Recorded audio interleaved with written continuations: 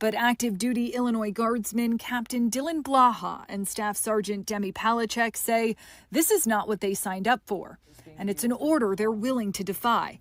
Palachek's mother is originally from Mexico. If you were activated to the Chicago mission, would you defy orders? Absolutely. I would definitely say no. Tell me why. I mean, I'm not going to go against my community members, my family, and my culture, my neighbors. You are both members of the National Guard. You don't want to see your fellow soldiers in your city. No. I think a lot of Americans would be shocked to hear that.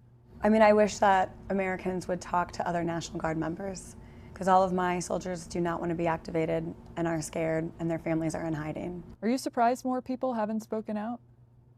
I am a little surprised, but after speaking out, I understand why no one wants to do it. We were trained to stand up for what we believe in and stand up for the American people, the Constitution. It's crazy because I figured other people would speak out right now, and it's crazy to think, oh wow, you know, it needs to be us because nobody else is.